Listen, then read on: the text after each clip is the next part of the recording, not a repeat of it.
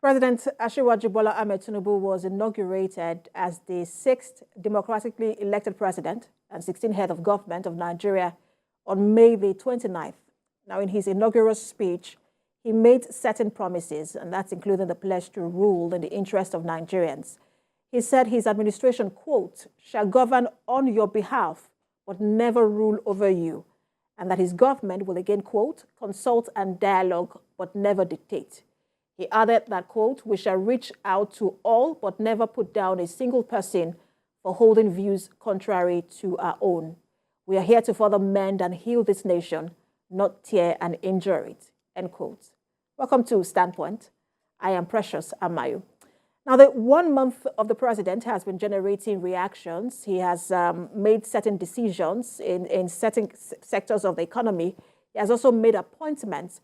And the reactions, for and against some of these decisions. But let's look at some of the decisions the president made. On fuel subsidy removal on May 29th, during his inauguration, President Tinubu declared that there would no longer be fuel subsidy regime, as the current 2023 budget did not contain it. Now, in swift reaction to the announcement, filling stations and marketers began hoarding fuel, leading to resurgence of queues at some filling stations, and then a consequent hike in the prices of the product. Now, Nigerians are still grappling with a fuel price hike that has led to an increase in the cost of many goods and services and impacted generally on cost of living. Now, let's go to the CBN governor. We also saw the president suspend the CBN governor, now the former CBN governor, Emefiele. That was less than 2 weeks after assuming office as president and commander-in-chief of the armed forces. President Bola Ahmed Tinubu suspended the Central Bank of Nigerian governor, Godwin Emefiele, from office with immediate effect. The suspension, according to a statement issued and signed by the Director of Information in the office of the Secretary to the Government of the Federation, Willie Bassi, said the suspension came into effect as part of an investigation of Emefiele's office and the planned reforms in the financial sector of the economy. Also, we also saw the suspension of the EFCC chairman, that's Bawa. That was 16 days after, also, 16 days in office of the president. He ordered the suspension of the chairman of Economic and Financial Crimes Commission, Abdul Rashid Bawa. A brief statement from the office of the Secretary to the Government of the Federation, announcing the development on June the 14th, said the president suspended Bawa over weighty allegations of abuse of office leveled against him. Other key decisions we've seen is the Naira floating and unification, where the president said the exchange rate would not be determined by market forces. We also saw retirement and appointment of service chiefs, where the president, with immediate effect, retired all service chiefs and the Inspector General of Police, and then appointed new ones, as well as advisors, Comptroller General of Customs, and other, offices that has to do with the military. We also saw, again, appointment of special advisors. We've seen a lot of decisions coming from the president in 1 month. Some people have said, look, the decisions that decisions that were expected. Others have called it bold moves. Others have said, look, it's just too early to call. But let's bring in some who are for the president. I want to believe everyone is for the president, but some who are in the same party with the president, and someone who is not in the same party with the president, to look at some of these issues. We have with us a senator representing one of the constituencies in Ogun State, in the 7th Senate. He was also the chairman and Privatization and Commercialization Committee, Senator Olubenga Obadara. Good to have you join us. Thank you, madam. We also have joining us via Zoom, I believe, APC chieftain Cletus Obon. Hopefully we have him now, but if we don't, I'm sure in the course of the conversation he will join us. And we also have Emeka Eze, a politician. He's of the PDP. Good to have you join us, gentlemen. Thank you very much, Precious. Thank you for having me. Let me start with you. Some have given the president, kudos. Some have said, look, Nigerians are facing, very difficult times because of some of these decisions. But, others are quite indifferent, saying it's too early to call. But, for you, what's your assessment of the state of the nation in the last 1 month under the president's watch? Yeah, thank you. As good compatriots, you can see the way the country was drifting before the president, Bola Ahmed Tinubu, came into office, May 29th. From May 29th till date, you can see many doubting decisions he has taken. Look at the fuel subsidy we are talking about. Fuel subsidy, where we have the cabals, they are just taking the money. And other surrounding countries, we are feeding them. Look at the nation, in the first 1 month, it was able to save 400 billion. If we're able to save that and distributed that among the 36 states of the Federal Republic, what does that say to anybody? And the right-thinking person knows that to take such a decision, he has taken the bull by the horn. I can tell you, palliatives will come, which is going to cushion all these effects. Now, that's the part. Then look at the issue of the service chiefs. The service chiefs, in any new government, they come with new blood. They come with new tonic. You can see the people that are on now. Nobody will castigate the former service chiefs, no. But he has to start with new orientation.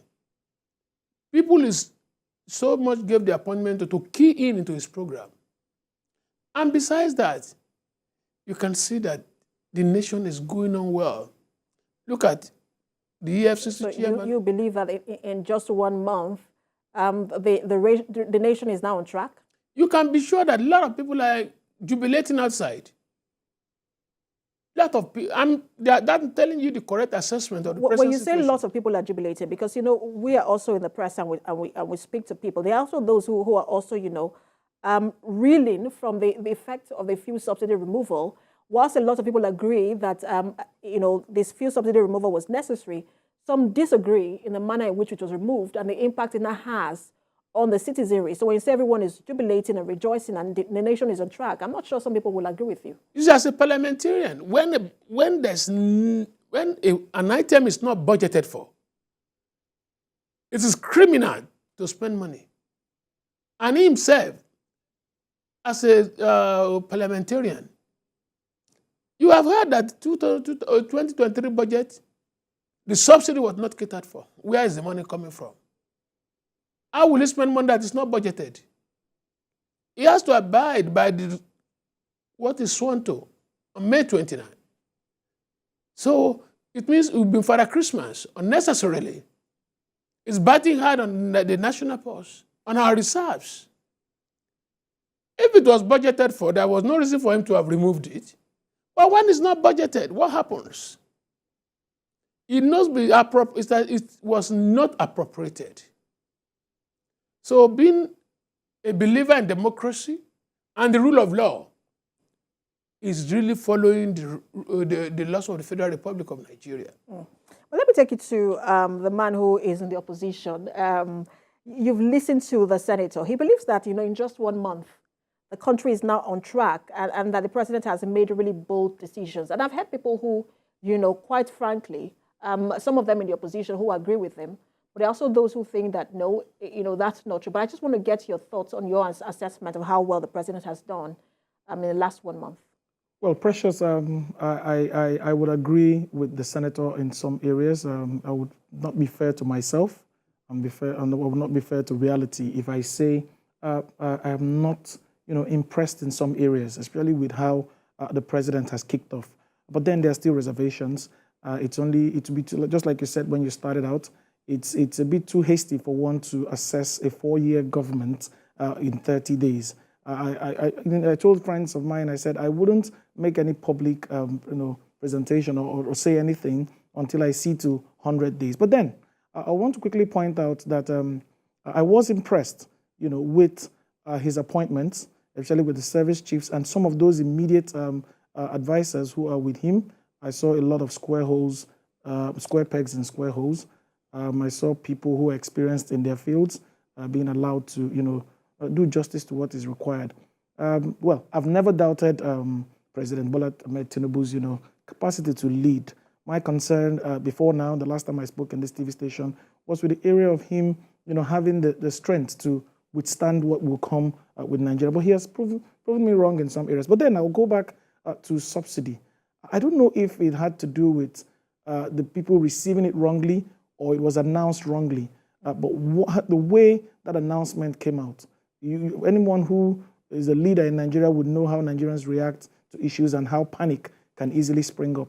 And that on its own has created this impression, and the uncertainty that comes with it is why a lot of people, including the marketers and everyone, are sitting on the edge. Nobody wants to be taken unawares. So the prices have been blown out of proportion. There's this scarcity that people believe, even though there's fuel in filling stations, but then walking into filling station one day buying at 200, and after an announcement is made, you're going there the next day and you're doing the same petrol for 550. That, I think, was a mistake. And there are rumors now, if not rumors, reports rather, because there was we understand that it was an interview with some members of IPMAN who have said that it's going to increase, especially from July. Yes. When some people, those in the private sector, start to. Well, I wouldn't call it a rumor.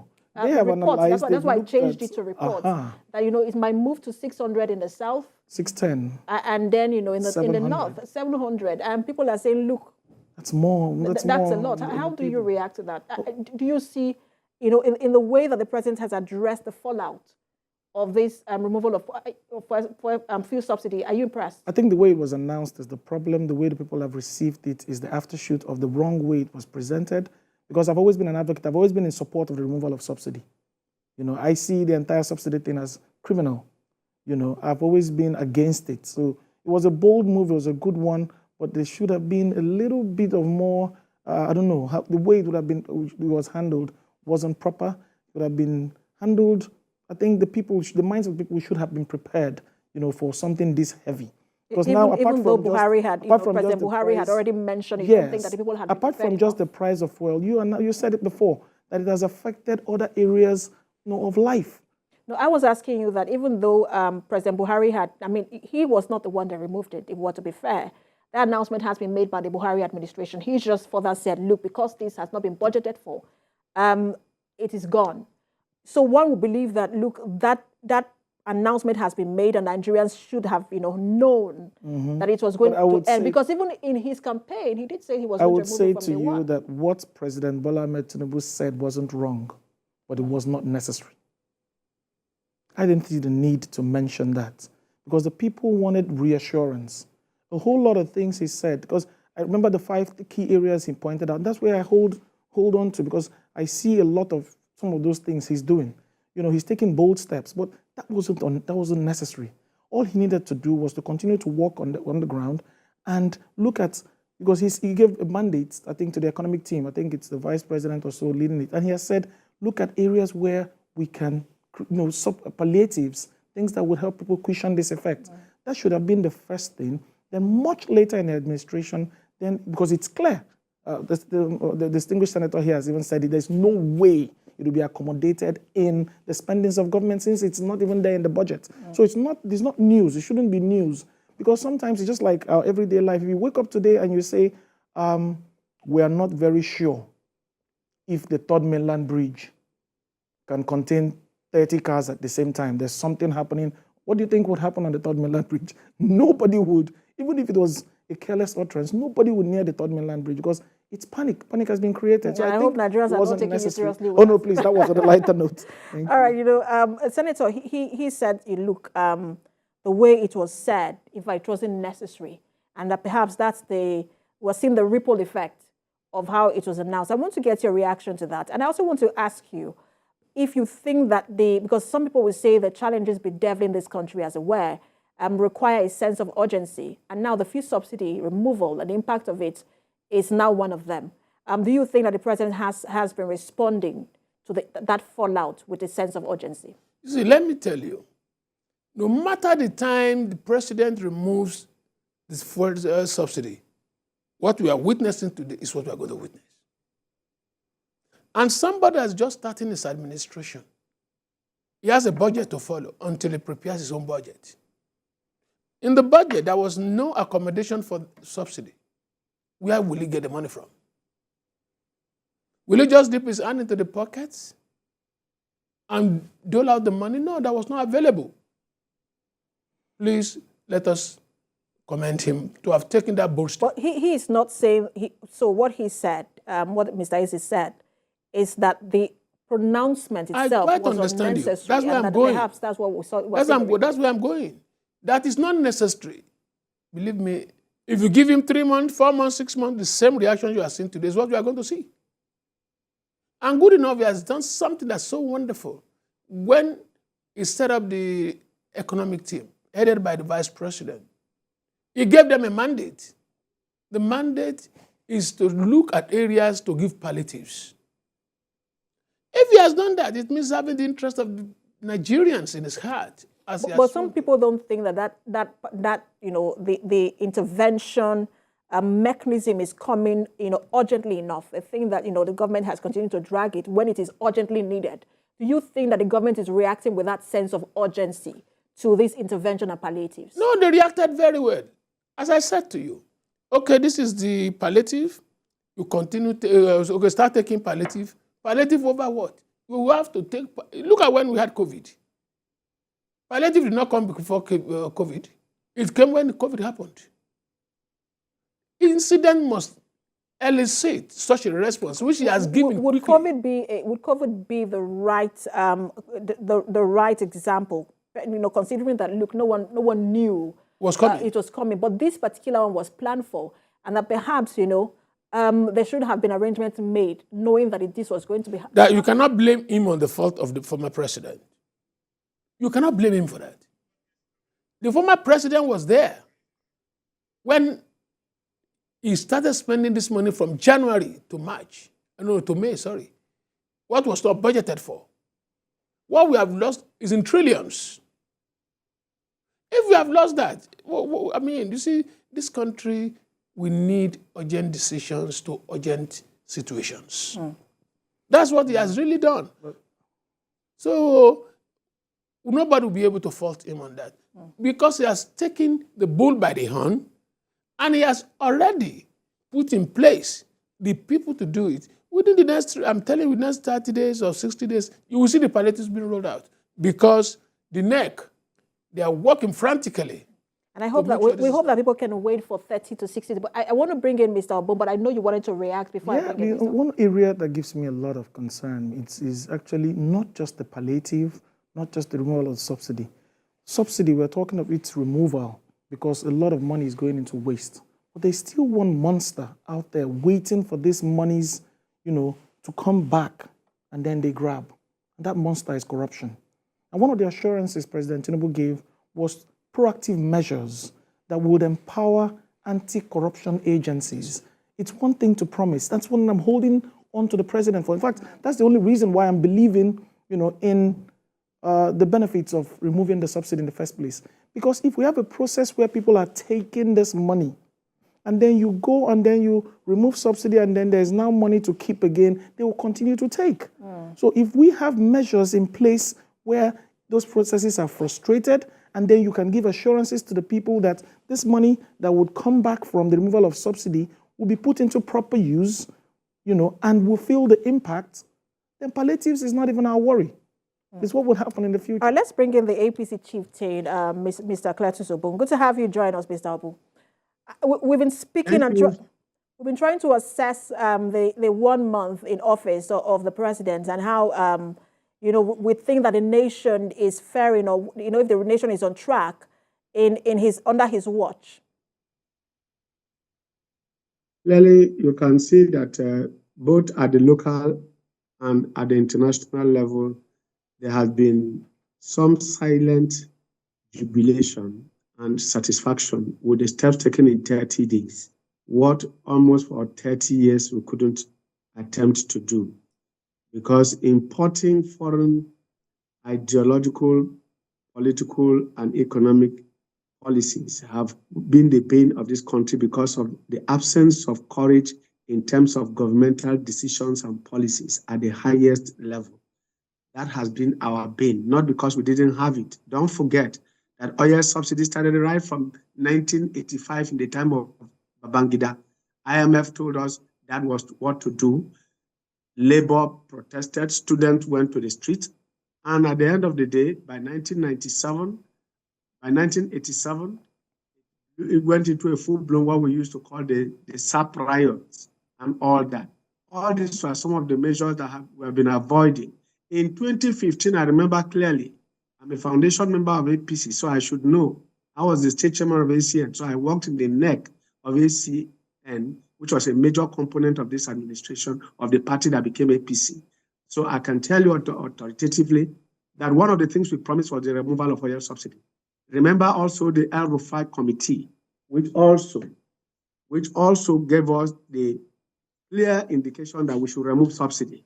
There was the absence of the political will on the part of the leadership. Again, we lingered and pondered.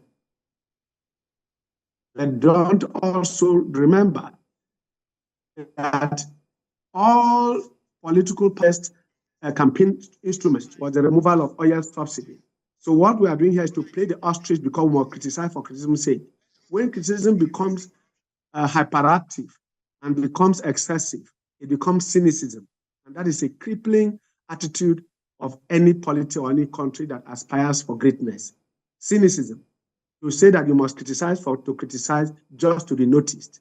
When it doesn't, you think that you are not being patronized as a Nigerian on account of your political inclinations or lineage. You begin to criticize and condemn. But don't also forget that thereafter, you have no country to go to except this country. So if you must have to criticize, it is for the purpose of improvement, to add value. That is the whole essence but of Mr. Obu, are people just criticizing to criticize? Because, there are people who are actually feeling the brunt of the fuel subsidy removal. And you cannot say that, one should minimize their hunger and their current status. There are reports that look the number of people who are living under below the poverty line is set to increase because of this removal and the increase, in commodity prices. So shouldn't that also be something we pay attention to in how we handle it going forward, especially now that there are reports that look the price of fuel is going to increase to at most 700 naira per litre. I'm surprised that we are not buying fuel for 1,000 naira per litre. I'm very surprised. I can tell you that we are not buying fuel at 1,000 per litre. The reason is because the shock of the announcement, the shock to be absorbed, especially by those you call living below poverty line in our country. The bite will be heavier on them. Of course, they are the most vulnerable. So anybody denying that will be inhuman to say that there is nobody suffering from what is going on. We are all suffering. Nobody, of course, like you always hear the mantra and in that soapbox, that even the rich also cry. Any person tell you that is not feeling the pinch of this price, because even as the richest man here, it means the demands on you will increase from those who don't have. So nobody is going to escape the pain of what is happening to us now. Our plea and our understanding should be that our information managers and those relating to the public and those who are feeling the bite must continuously talk and assure the citizens that it can get better and it will get better. And there should be practical steps, such as the president and this government is already doing. What are those practical steps? Immediately, Labour indicated that workers are going to be in pain. And of course, this we are talking about the formal labor. Those who don't, the akara sellers, those who are selling mama on the roadside are not part of that labor they are discussing, but they are parents of those who are in school. They are parents of those who are transporting to school and those who are going to also learn. All right, a glitch there. When we have better connection with Mr. Obu, we'll let him continue with what he was saying. But whilst he was speaking to that, he said something. Mr. Eze said something that I wanted to bring to you. He talked about issues around how, again, the funds that we're able to gain, from the fuel subsidy removal. How do we utilize them in a way that it's not now, something that we are probing, a few years from now. And then even the palliatives, how we saw what happened during the COVID-19 pandemic, how the distribution of palliative went. But let's talk about how the president has started in terms of the perception around fighting corruption. The CBN governor has been suspended. Even the man who is supposed to be fighting corruption on behalf of the nation, the EFCC chairman, has also been suspended because they have cases to answer when it comes to corruption. What's your thought on that? So let me say this. As I said earlier, just this 1 month, the nation have saved 400 billion. How did it go? He was able to share the money into the federal allocation going to the states and Abuja.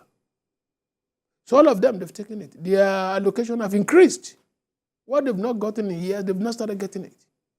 That's the first, commendable action of the president.